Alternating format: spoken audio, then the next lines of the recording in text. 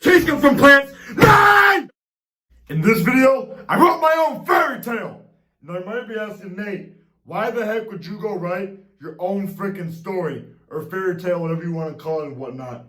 I did this in one of my projects for English class earlier this year. I thought that it was so stupendous that I would share it with the entire world. So without further ado, let's read my freaking book. Right here. The Princess and the Plumber by me. Once upon a time, a plumber was on a walk to the kingdom of the land for his special date with the princess. As you can see, she told him on their last date that she would prepare a giant cake for the two of them to share. The plumber was so starving, he could hardly wait. As you can see, it says, "Hungry plumber" on the van with the plumber in front of it because he's hungry. His mouth began to water at the thought of the cake and he could not wait another second, so off he ran. Once he arrived at the castle, the princess was not there. Of course she wasn't. Always running an errand or something. It also did not smell like cake. That's even worse. You show up for a date and your date's not there, and neither is your cake. Personally speaking, I'm a hungry person. I would care more about the fact that the cake is not there. But as you can see, the plumber is upset about both of the situations and the circumstances that he's arrived to. The castle was empty, except for the one guard who told the plumber that the princess was gone. As you can see, I'm also using a second remodel of the OG family tablet to read the book. We got a new one, and it's not a family tablet anymore, it's my tablet. It's an old model, Samsung Galaxy Tab A, but it's the cheapest I could find for quality. The plumber vowed to find her so they could have their date and enjoy the giant cake. And yes, I will not be breaking any more family tablets. Now let me get focused. Focus on the book. He traveled across many worlds and fought many turtles. No, they did not look like the Pepega turtle or whatever this thing is called here, but they looked similar with yellow skin.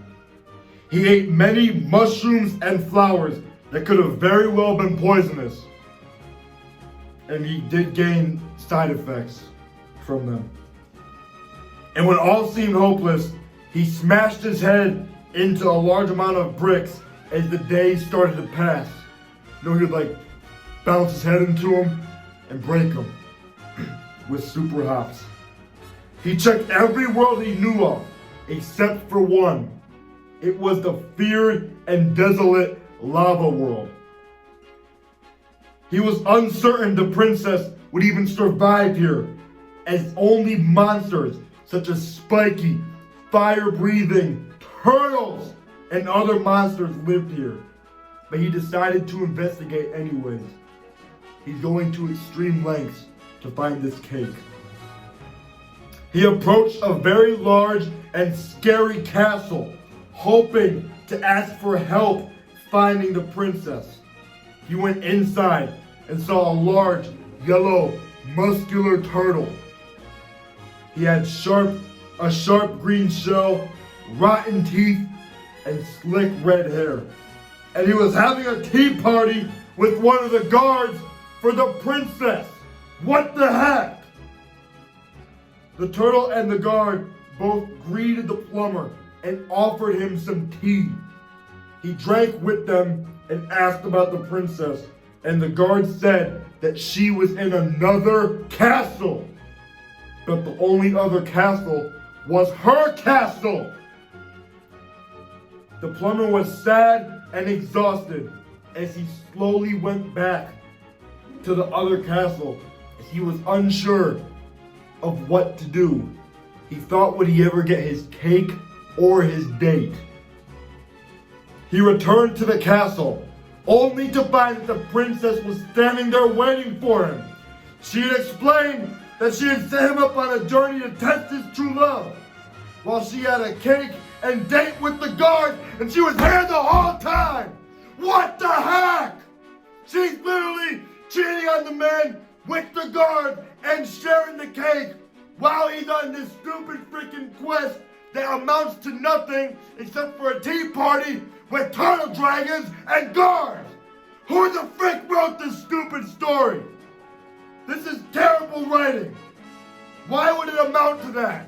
And why is the princess so unfaithful?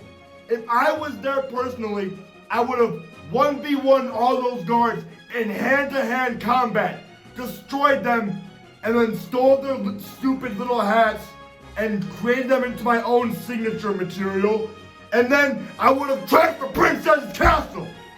What the heck? Absolutely terrible writing from the authors. She actually cheated. She was delighted that he went on a journey all for her. So she went to prepare him a giant cake immediately. But the plumber was furious, as he should be. Now this cake better be good enough to compensate for all the BS that he's been through. The journey, and then a cheating girlfriend. And no cake. 3 of the worst things that could happen to you in one day. You travel multiple worlds and fight Pepega turtles and have tea parties with ugly turtles and guards. And no cake. Or a date. When the princess opened the giant superheated oven to put in the giant cake, he shoved her inside of the superheated oven and slammed the door shut. He was now the most wanted criminal across all worlds and needed to escape. So he jumped in to a green nearby sewage pipe. And when he went in, it made the sound. He is now a fugitive on the run, and he hangs out in the sewers and eats pizza with the Teenage Mutant Ninja Turtles. The end. As you can see, it really came full circle for the plumber at the end. And he learned that instead of fighting the turtles, that they are his true friend. And he cannot trust the princess, who is now inside of a superheated oven, becoming a superheated cake. Anyway, that's all, guys. I hope you guys did enjoy the story. I will be selling copies of it on eBay for about $150 a book. I think that's a reasonable price considering the time, effort, and mental tuition that went into the story. I really do appreciate you guys watching my story. If you liked the video, then don't forget, smash the like button like Mario smashed the princess and the cake. I'll see all of you in the next video, and I appreciate you watching again. Thank you. Take care.